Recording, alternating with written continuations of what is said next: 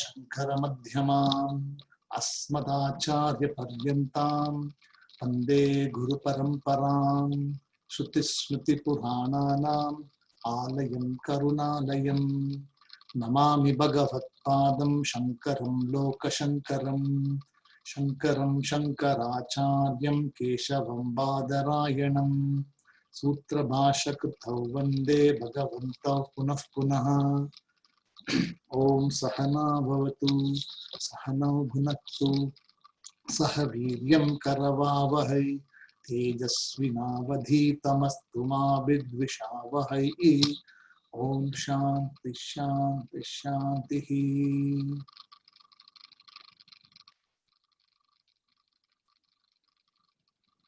With the previous class we Namaste Krishna ji. Namaste. So we just started off with a basic introduction to Purusha Suktam.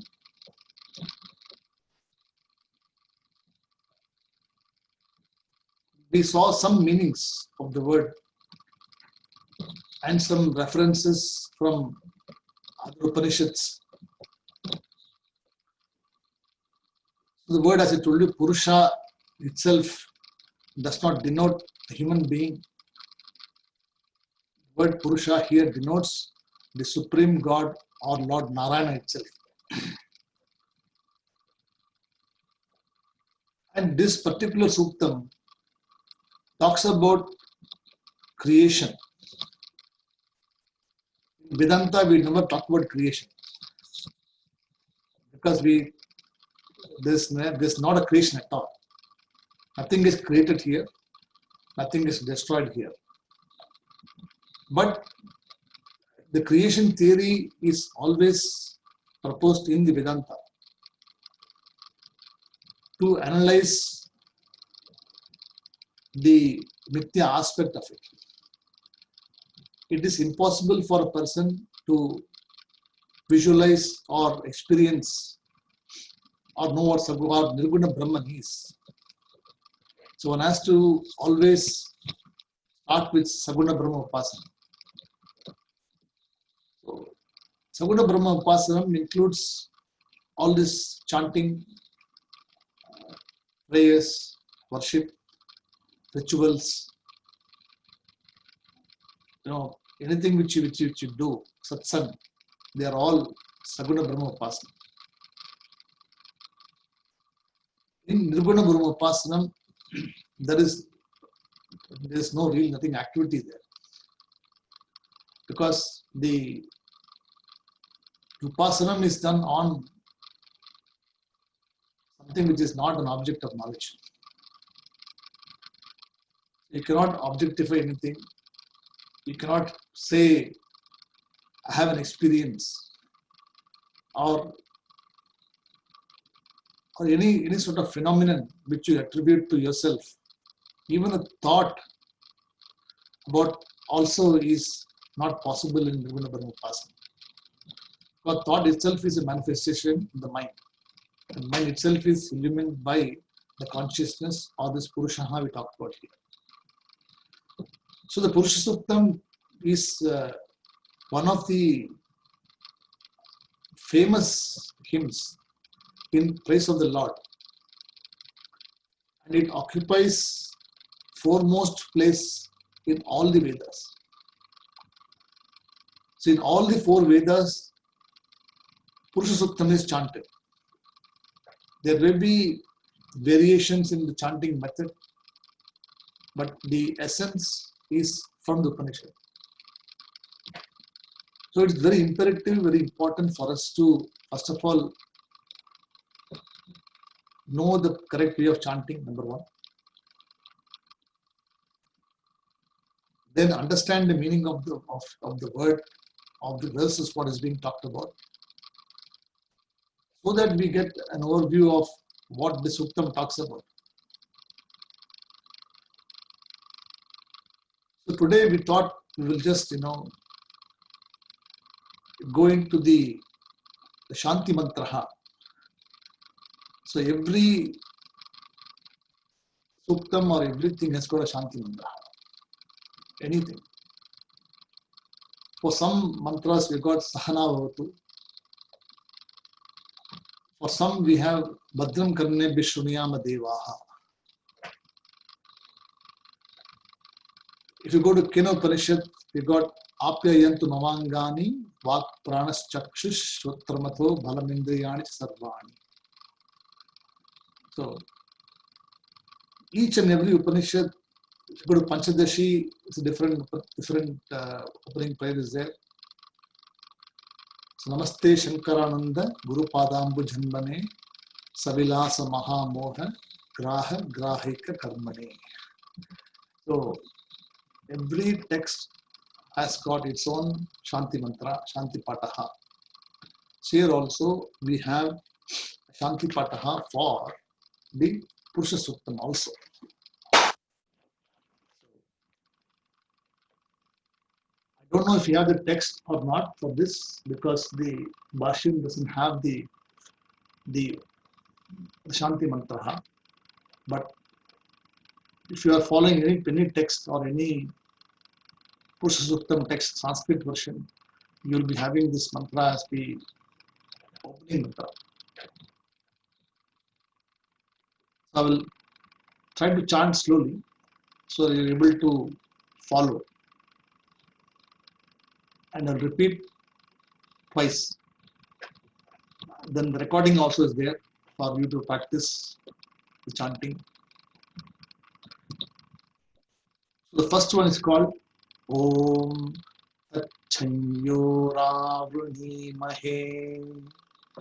Om Tachanyo Ravruni Mahe. Ghatum Yajnaya. Om Tachanyo Ravruni Mahe. Ghatum Yajnaya. Ghatum Yajnapataye. Ghatum Yajnapataye. Daivi Swastirastu Naha. Daivi Swastirastu Naha. Swasthir Manushebhyaha. Swasthir Manushebhyaha. Urdhvam Jighatu Beshajam.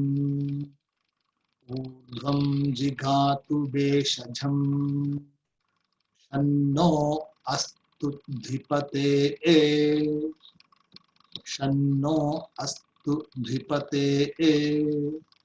Sham Chatushpate. Sham Chatushpade. Om Shanti Shanti Shanti. Repeat once more. Om Tachanyo Ravruni Mahe. Ghatum Yajnaya. Ghatum Yajnapataye. Daivi Swastirastu Naha. Swasthir Manushebhyaha. Urdhvam Jighatu Beshajam. Shanno Astu Dhipate. Sham Chatushpade. Om Shanti Shanti Shanti. So this is the opening prayer mantra. So any mantra starts with Om. Om is a sound symbol of the Lord.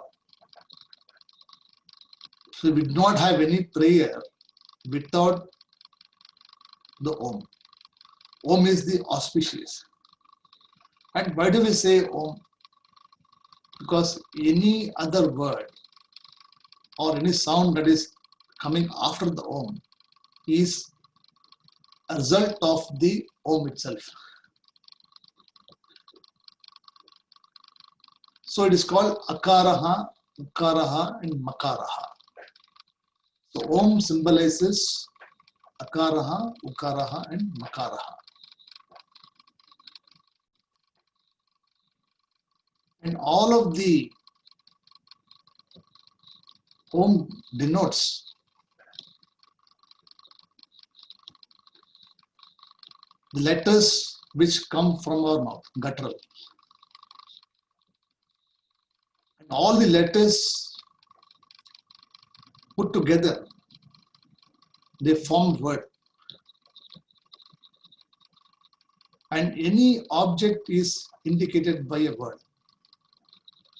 There is not a single object here which cannot be identified without a word. So you say a pencil, it's a word. Human, word. Body, word. Tree, word. So all of the objects here are indicated by a word. So the words indicate all the objects of knowledge. And all the objects put together constitute the Jagat, that which is called universe. So Om symbolizes a manifestation of the Bhagavan in the form of Jagat. So how do you arrive at Om? Is by deducing from the Jagat, understanding that all this universe is only objects, and objects are nothing but words which are indicated or coming out of this Om. So we always start with Om. Then Om Tat Chanyo Ravruni Mahe. So Avruni Mahe. So, Avruni Mahe means we pray as a prayer. So Avruni Mahe. Mahe means Mahati, greatness, the great person. So Mahe, Yaja Mahe. So Mahe indicates that you are praying or praying to the Supreme Lord. And what do you ask for? You're asking for auspiciousness. So that which provides peace and tranquility is what you are asking for. So the opening mantra itself, the first, Tat Chanyor Avrini Mahe, you are asking for peace and tranquility. Because without having peace and tranquility of the mind, you cannot proceed anything beyond that. For any Shravanam to happen, Shravanam means the art of listening. And Shravanam is the foremost quality or the first step a student has to imbibe. Without Shravanam, Mananam cannot happen. So Mananam, as you all know, is the second step or process where once you listen to the teacher already, then you go through the meaning of what has been discussed, analyze, understand, assimilate, and clear your doubts. So Shravanam and Maranam can continue for a very long time. Even for a wise person, even for a jnani also, Shravanam is recommended, because it may not be the same subject, it may be something else. They're all connected with only one aspect, which is the consciousness. So the next one is Gatuhu Yajnaya. So Gatihi. So how do we progress? So we want to progress by the process of Yajnaha. So Gatihi means we achieve Gatum Yajnaya. So Tachanyor Avruni Mahe Gatum Yajnaya. So through Yajna, through rituals, through performing austerities. So Gatum Yajnaya.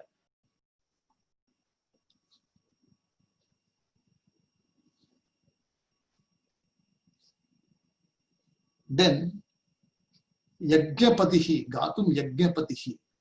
So who is the Lord of the Yajna here? Is a Purusha.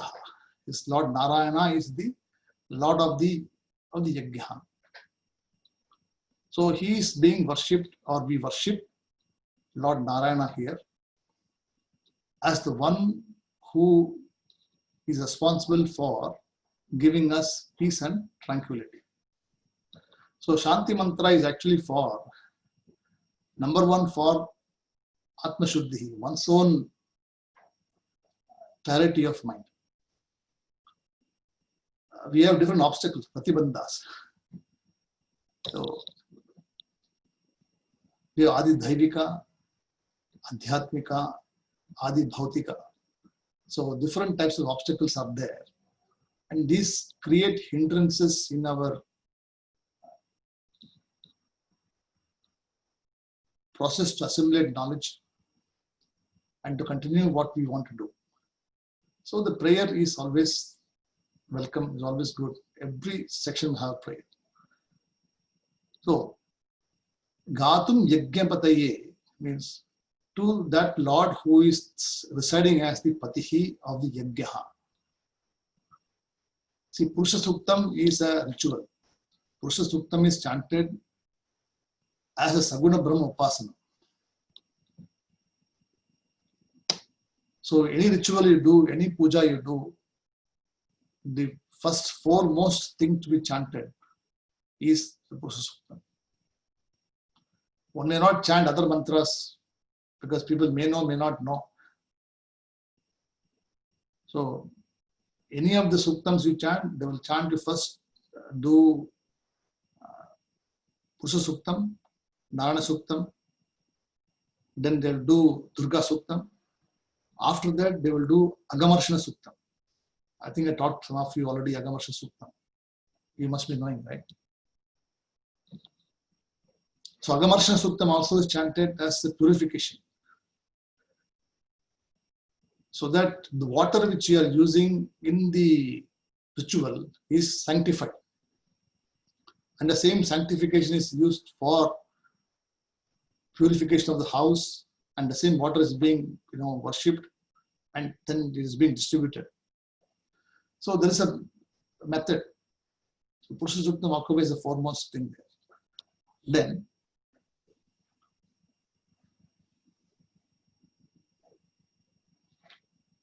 so we seek the Gatum Yajnapataye means for the Yajamanaha, for the Karta, we also seek the auspiciousness. So Yajnapatihi has got two meanings here. Number one is the Yajnapatihi is the person residing in the Yajna as a Bhagavan, is being worshipped.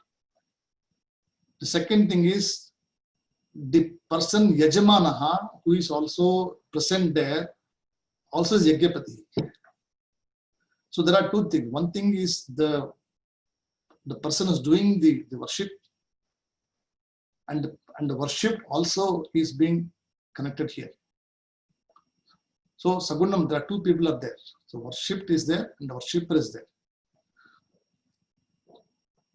So we are seeking Phala Praptihi, or we are seeking benefits from this Yajna, what the Yajamana is performing.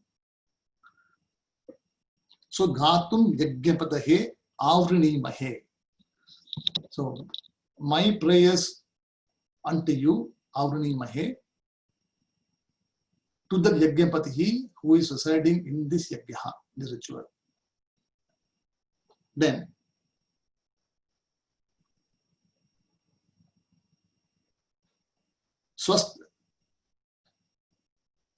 Daivihi Swastihi Astu.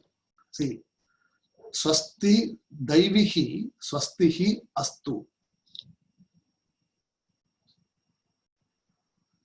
Mean let the anugraham of the Devis or Devatas be with us. So Daivi Swastihi Astu. Mean let there not be any bad omen, or let there not be any bad auspice, nothing which auspicious should come to us. So the word Naha means there is a request to the Devis or Devatas that let there not be anything which is coming as hindrances to us. So the Naha is an expression saying that please do not give us any papams, give us only the results, give only punyams. Because any ritual you do, all these are kama karmas. See here, the Purusha Suktam is chanted, or when the person does it without understanding what he's doing, as a ritual, it is called kama karma. And before you do sankalpam, that what you want to achieve out of this yajna. So you want to have success in life, you want to have a better job, you want to get promotion in your job, whatever you want to ask, sankalpam is there, and mentally you just pray for that. Then this worship or the asking for Devihi, Swastihi means give us the auspicious blessing and let there not be any negativity be given to us. Okay. Then this is the Yajamana is asking.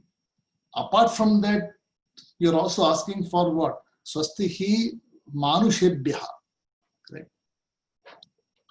So Swasti means auspiciousness, or let there be benefit for the Manushebhyaha, or the mankind itself.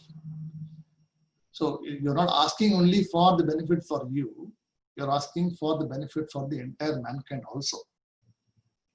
Swastihi Manushebhyaha. Then Desham Urdhvam Jagat. So you should read it this way.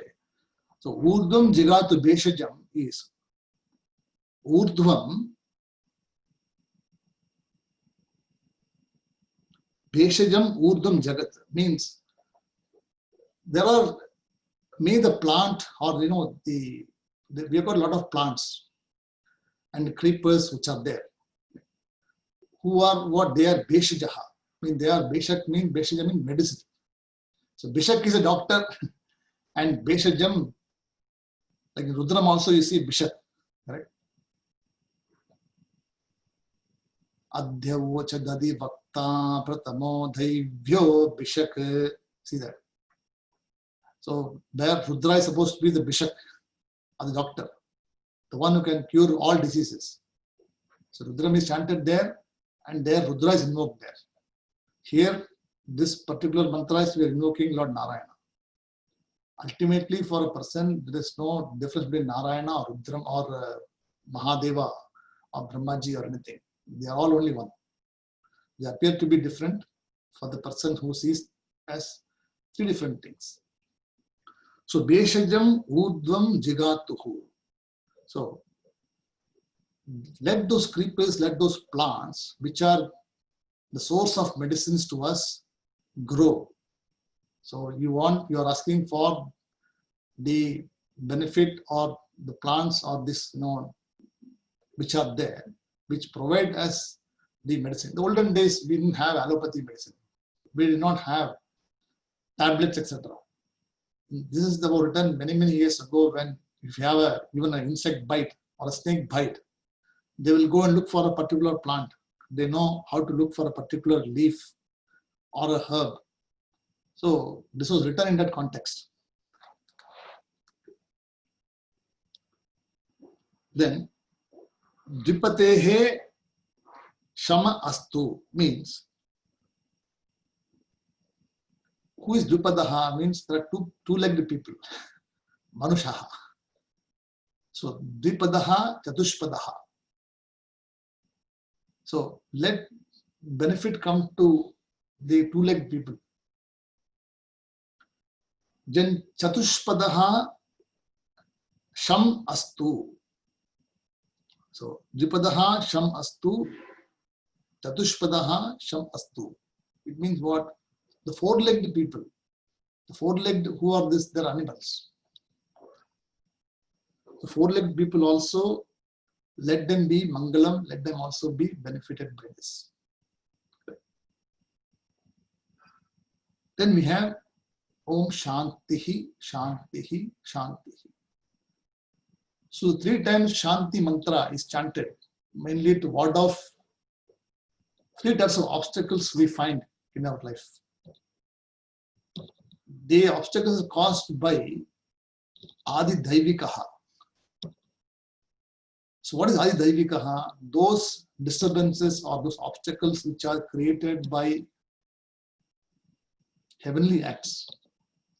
Example, lightning or famine or anything which is act of God. This COVID also is Bhagavan's way of expressing anger. It is also Bhagavan's prasadam only. When something doesn't go well, when something is misused, then this is how the law gets corrected automatically. So people are reminded that if you misuse the nature's way of doing things, and if you misuse everything else, everybody is going to suffer. So the whole world is suffering because of this. It is not because somebody has done it purposely or anything. It is just carelessness. It is somebody who has not bothered to think about the entire effect of what it's going to cause.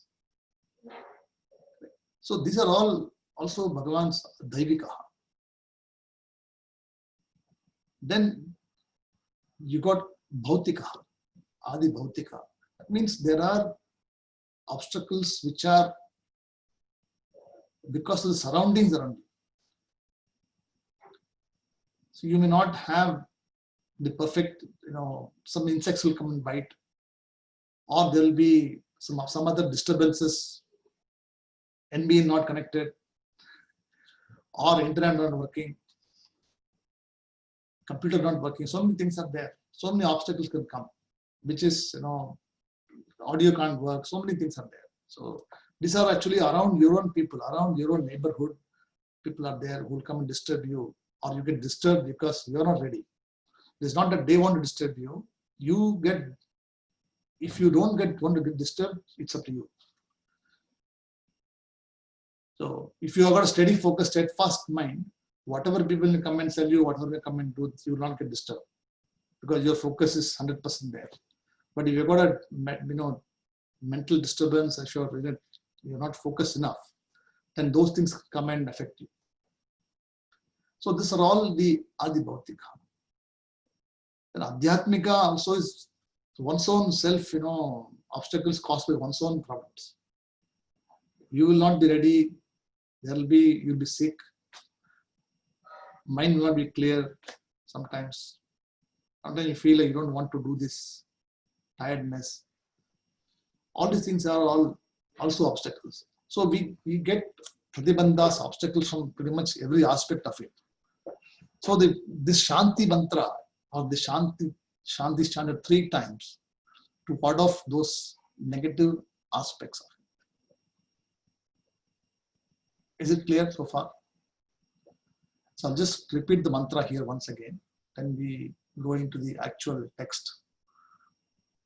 Om Tat Chayyoravruhimahe Ghatum Yaghyaya Ghatum Yaghyapataye Daivi Swastirastunaha Swasthir Manushebhyaha Urdhvam Jighatu Beshajam Shanno Astu Dhipate Sham Chatushpathe Om Shanti Shanti Shanti.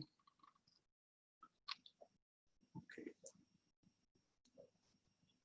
So with this, we now enter into the Bhashyam.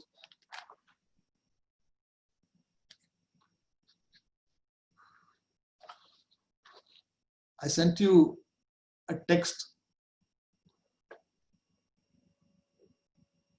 which has got a Sanskrit Bhashyam there.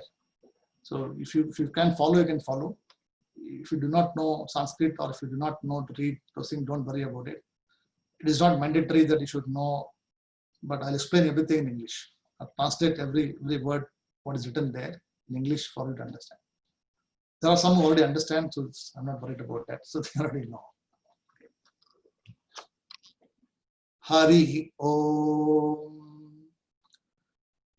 Sahasra Shirsha Purushaha. Sahasra Shirsha Purushaha. Sahasraksha Sahasrapat. Sahasra Shirsha Purushaha. Sahasraksha Sahasrapat. Sabhumim Vishvato Bhritva. Sabhumim Vishvato Bhritva. Atyatishtat Dashangulam. Atyatishtat Dashangulam. So, this is the first mantra. So,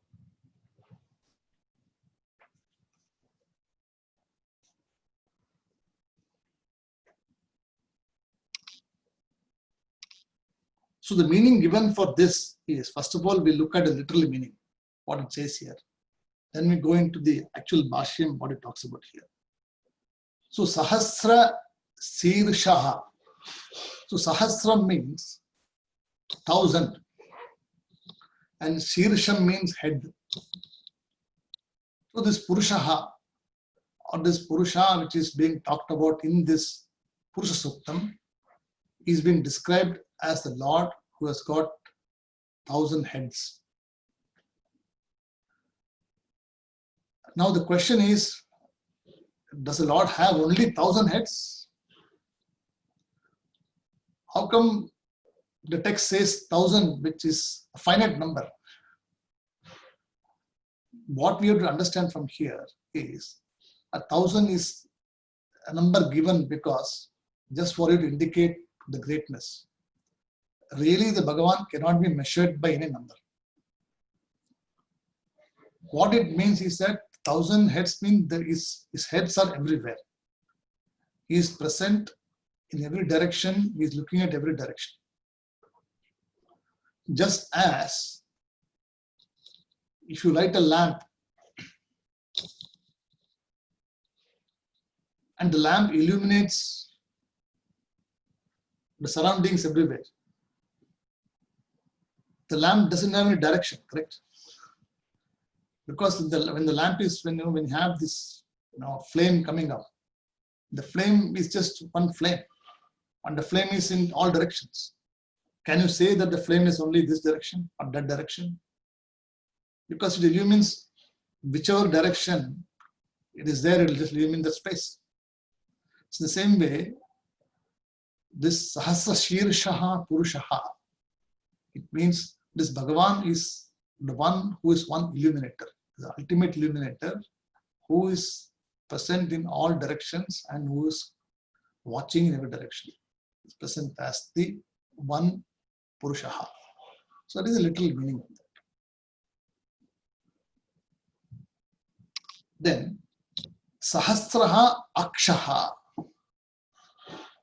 So Akshaha means, Aksham means eyes, literally means eyes. But we should take it as Akshahi means all the limbs. So it's not only the eyes, his ears are everywhere. His mind is everywhere, all of them is everywhere. So Sahasra Akshaha. So 1000 eyes. So 1000 heads, 1000 eyes. Then Sahasra Path means 1000 feet. So all these 1000 numbers are given just for one to understand the mahat or the greatness of this Bhagavan who is present as everywhere. So mind you, here we are talking about Saguna Brahma Upasana. So all of these things you see in the text illustrate the Saguna aspects. But from the Saguna aspects, one has to arrive at a Nirguna. One has to remove all these things and arrive at a Nirguna Brahma Upasana. But for one to focus on or to understand what Nirguna is, one has to first do this Nirguna Brahma Upasana first. It is impossible for anyone to just directly go and contemplate on this abstract thing which you do not know. In fact, Upanishad says, in the Kena Upanishad, there's a student who asks the question. The teacher is explaining to him that this Brahman is not something to be known, cannot be understood, cannot be explained by any Shastram. Then the student asks a question. Oh, so that means I know that Brahman now. He understands Brahman as consciousness, as Purushaha, as the one which is not to be known. So still he is under the impression that it is to be, some things to be not to be known. This definition to be not to be known. So when you understand what consciousness is, you do not speak, because yato vacho nivarthante apraapya manasa saha anandam brahmano vidvan na bibheti kadacha niti. See, Taittiriya Upanishad says, yato vacho nivarthante. So there even the words cannot go there. Aprapya manasa saha. Apraptihi, you cannot even achieve this through the mind. So such is this, cryptic way of understanding this. So it's very difficult for someone to just, contemplate on Nirgunam without first understanding all these things. So we always propose, the Upanishad proposes creation theory. Upanishad proposes all this theory for one to understand, and then through the principle of neti neti, and then remove this, and then arrive at that particular thing which is, you cannot deduce anything more than that. There also Sahasraksha Sahasrapad.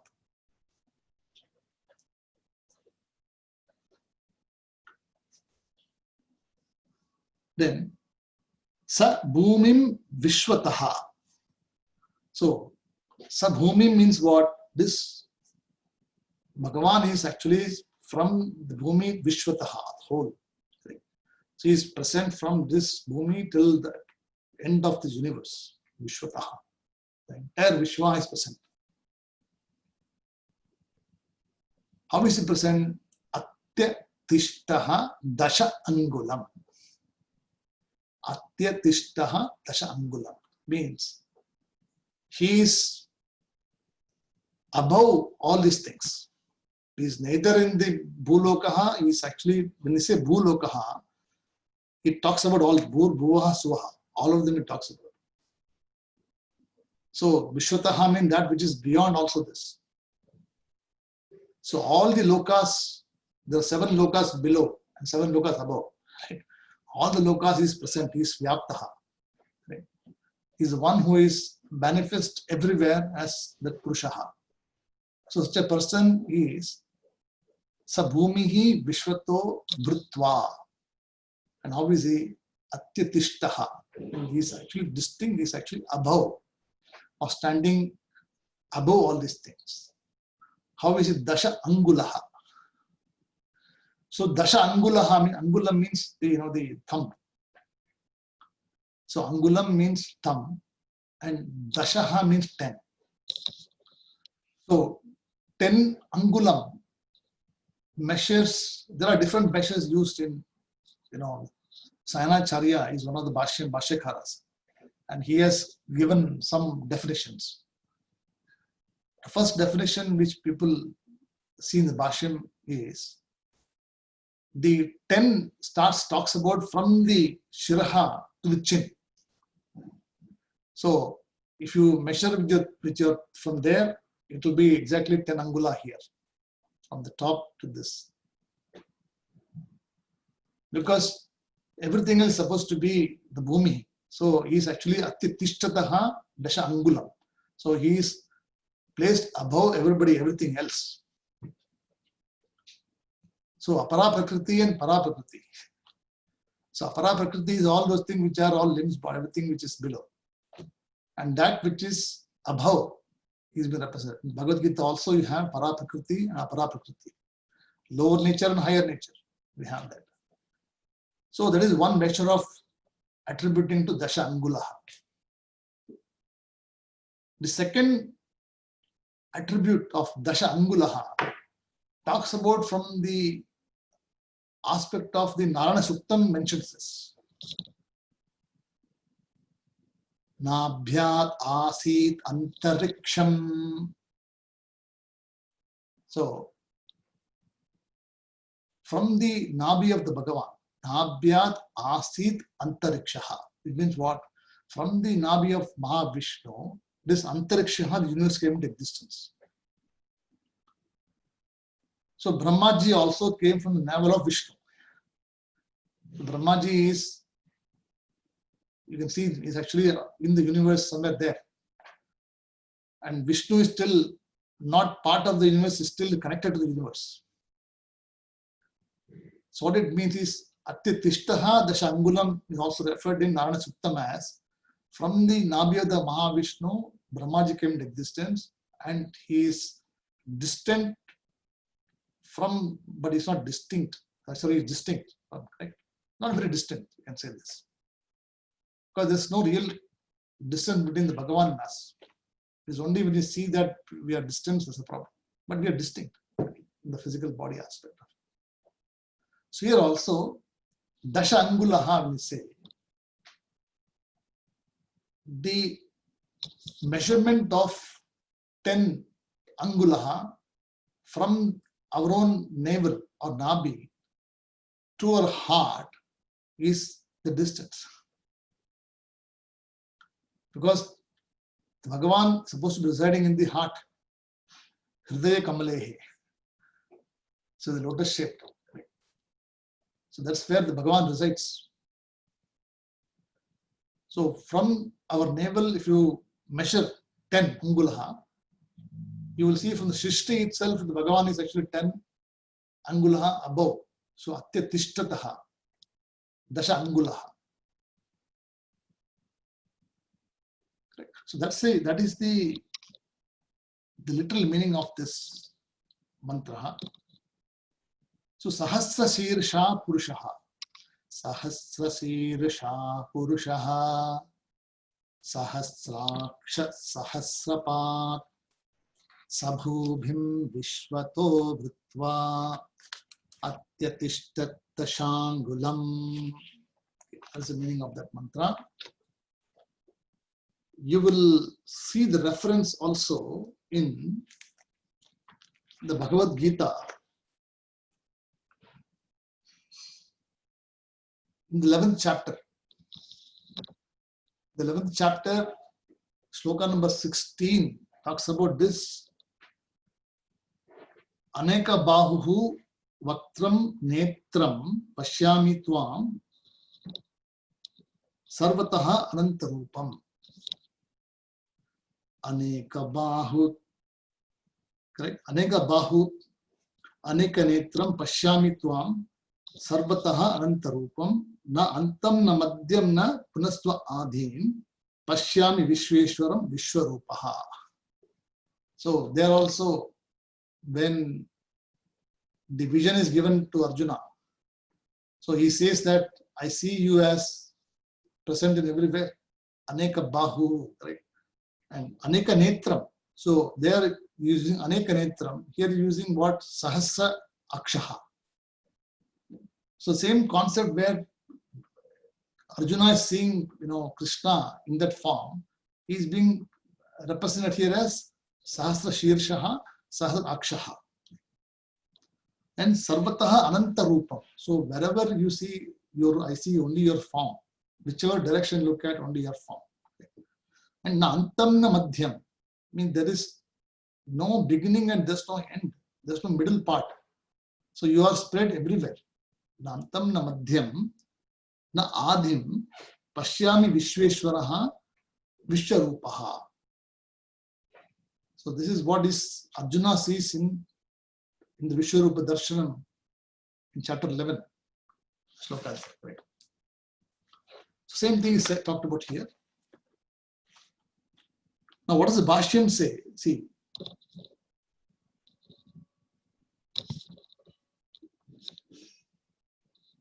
Sarva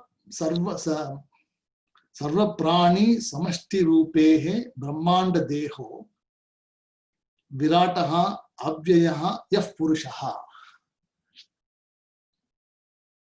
So the first line says Sarva Prani Samashti Rupaha. Means Sarva Prani means what? All the living beings, including the human beings, including plants, including trees, animals, all anything which is there. Sarva Prani Samashti Rupaha. It is not Vyashti Rupaha. Vyashti is individual view.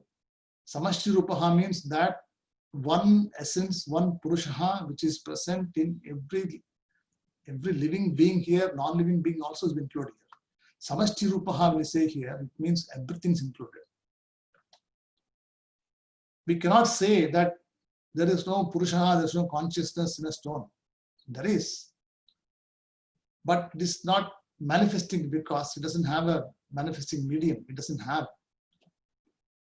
That is why we in our culture we respect everything. We respect, anything which is fallen on the floor. We do not kick. Even a book, even if you accidentally, hit somebody with your leg also, we always say, I'm very sorry. So we touch him and worship him and say, I'm very sorry about it. Why? It is a gesture. It is something which you are taught already. But the significance behind this is that you respect the person as the Bhagavan. You see the Bhagavan in the person. That is why you do not want to insult him. That is why you accidentally also hit somebody or you touch somebody with your feet also.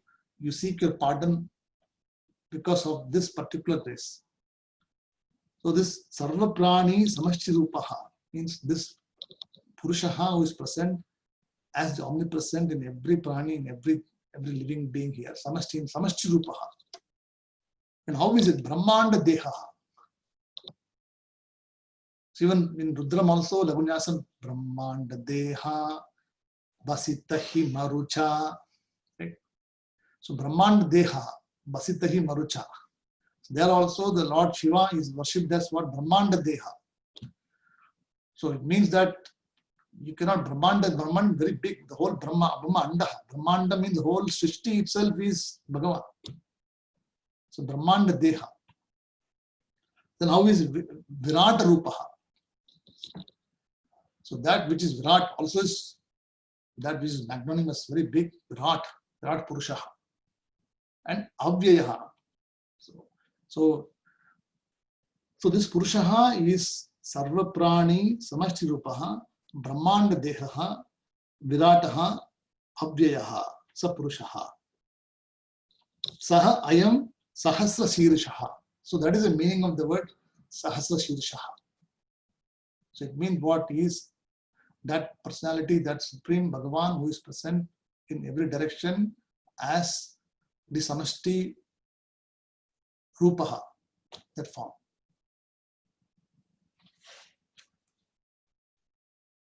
Then Sahasra Shabdaha Asya Upalakshanaha. So it is supposed to be as all the words. I explained to you in the beginning also the word Om. Sahasra Shabdaha. All the words which you say, whatever words you utter, he is present in the words also. Bhagavan. Because there is no other, Bhagavan is present in the words, in the chanting, whatever you do, everything is Bhagavan is there. So Sahasra Shabdaha Asya Upalakshanaha. I mean, this is the Upalakshanam given for the words. So anything you chant, you speak, also is Bhagavan there. Then Shiromi iti yukta, Shiromi yuktaha iti artaha. So that means so many heads are there, iti yuktaha. He is endowed with so many heads. So heads means yuktaha means endowed. So the person who is endowed with so many different aspects, so many heads, who is present in all directions, it is the meaning of the word Purushaha here. We'll look at one more thing because I think the New Zealand time people are already 10:35. I am aware about it. I'll take just 2 more minutes, then we'll stop the class. Then Yani Sarva Praninam Shiramsi Tani Sarvani. So it means, so Sarva Praninam Shiramsi. So all the living beings which are there, all the heads are put together. Just not only 1,000 heads of the Bhagavan. All of the heads, whichever heads are there, all the Bhagavan. Sarva Praninaha.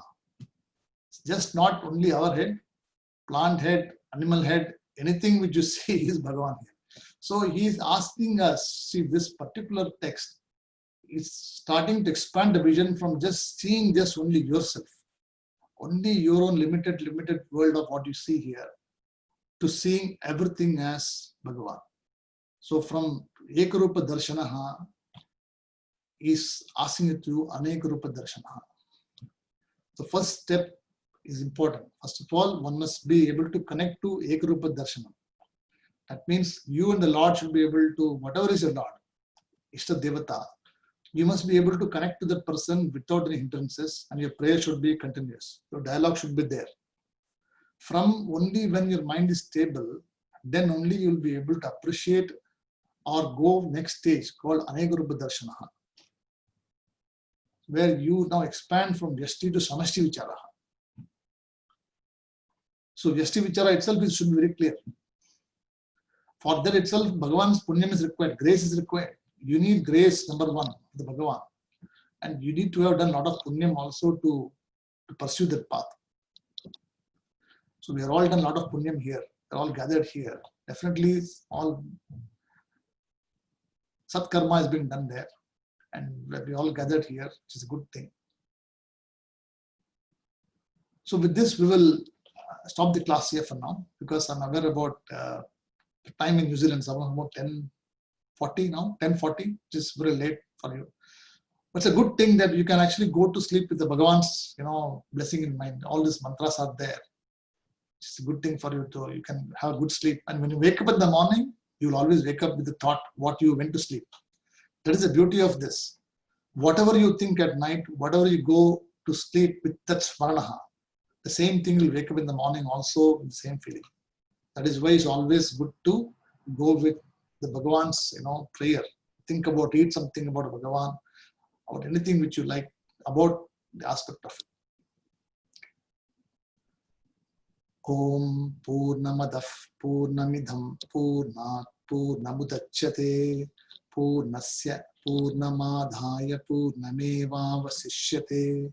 Om Shanti Shanti Shanti. Harihi Om Tatsat Shri Gurubhyo Namaha. Harihi Om. So I'll post a recording after the class onto the YouTube channel. So if you subscribe to my channel or to this Arsha Vidya, it's actually called under my name, called Arsha Vidya Australia. So thank you, Shankar. You can subscribe to that, you will get all the videos. Thank you. Hari Om. Namaste, all of you. Thank you, sir. Thank you. Thank you, Shankar. Hari Om. Thank you. Thank you. Thank you.